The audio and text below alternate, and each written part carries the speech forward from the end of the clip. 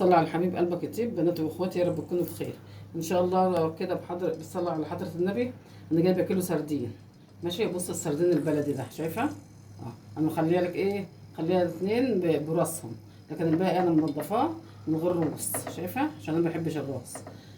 شايفه دي كده بالراس اهي. شايفه هدقها بقى ايه، بتدقه من جوه الهرسه اللي احنا كنا عاملينها الحمرا دي، وفلفل اخضر وكمون وليمون وكزبره.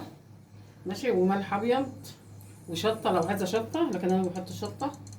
ماشي، هنعمل ايه، نحمره ان شاء الله كده بالصلاه على النبي اهو. شوفي غسله طبعا ومنضفاه فل شمعه منوره قشطه. بس انا ايه قلت اما اخلي اتنين عشان ايه اللي بيحبوا بالروس. ماشي، لكن انا ايه بنروح رامين الدماغ. سمكه بلدي وسمكه جميله. وبصي غدا ب100 جنيه هتغدي يجي 10 تنفار جنبي طبعا رز وجنبي سلطه. ب100 جنيه بس هتغدي يجي 10 تنفار، مش هتغرمي جنيه تاني بعد ال100 جنيه. انا كده ايه نسخن الزيت. ماشي، نسخن الزيت قوي كده. تروح حاطه كده. عايزه تعملي تلحيسه، اللي هي التلحيسه بتعجني الميه بالبهارات وتعملي، لكن انا بحبه كده يبقى ايه، يبقى ناشف. انا ما بحبش التلحيسه ليه، بتخليه بيبقى طري ويبقى كله عجين من جوه. لكن دي كده ايه بتعمليها كده وتروحي منفضاها وحاطه بقى في الطاسه على طول. بص بقى قبل ما احط في الطاسه انا حطيت الزيت يسخن.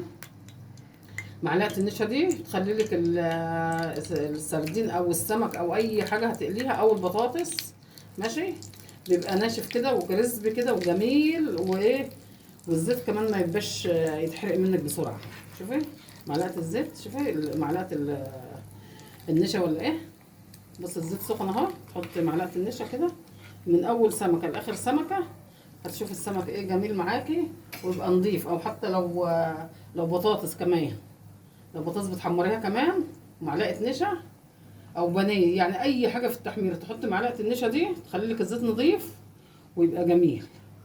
ماشي، وما يشربش زيت كمان اهو. بصي الزيت بالصلاه على النبي نشا سخن اهو.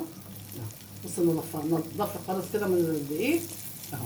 شوف انا منضفه ازاي اهو كده. هتحط بقى كده طبعا على جمال النبي، تعملي لهم بقى جنبهم حبه رز، حبه سلطه، حبه سلطه الطحينه. اللي بيحب حاجه اعملها له. لازم تنفضي خالص كده من الدقيق وتروح حاطه كده تحفه. والسردين ده مش غالي يعني حلو. اللي بقول لك غدوه بجنيه مش هتغرمي بعدها جنيه. يعني رز من عندنا والسلطه تبقى من عندنا من البيت طبعا، بس هتغرمي حق ايه، حق الكيلو السردين اهو. شايفه حلاوه والجمال، ادي الحلاوه والجمال.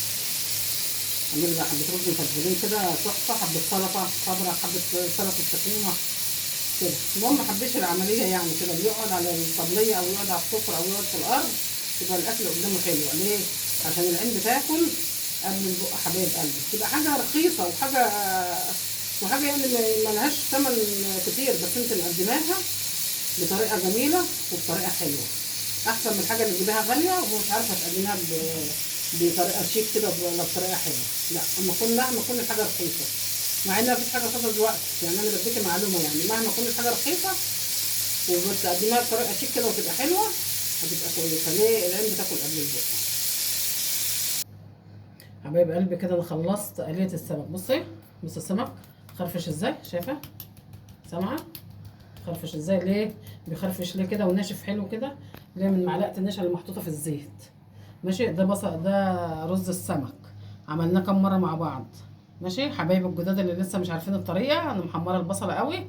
ماشي، وتخش على القناه اسرار المطبخ مع ام طارق هتشوف الطريقه من اولها. ماشي، بص الرز مفلفل ازاي وجميل. شايفه الرز تحفه، واحده من واحده. انا بحب فيه البصل كتير، انا بحب عامه الطبيخ يكون فيه بصل كتير. ماشي اهو. بص بقى اهو، شفت الرز بقى اهو، رز جنبيه سمك كده، جنبه العيش، طبق السلطه. بص السلطه بقى مكونه من ايه، طبعا قوطه وبصل وفلفل اخضر، عايزه تحطي حامي حطي، عايزه تحطي بارد حطي، وشبت وبقدونس وكزبره. وبص الميه حمراء وجميله ازاي، زي سلطه المطاعم. ليه؟ بشر فيها حته بنجر، بشري على السلطه حته بنجر زي سلطه المطاعم بالظبط. طبعا العيال والكبار والصغيرين بيحبوا سلطه بره، عشان ايه؟ الميه الحمراء دي. بصي بيقول لك ويسك الغلابه، ادي الويسك اهو. ليه بيحطوا عليها بنجر اهي، شوفي حبه سلطه تحفه.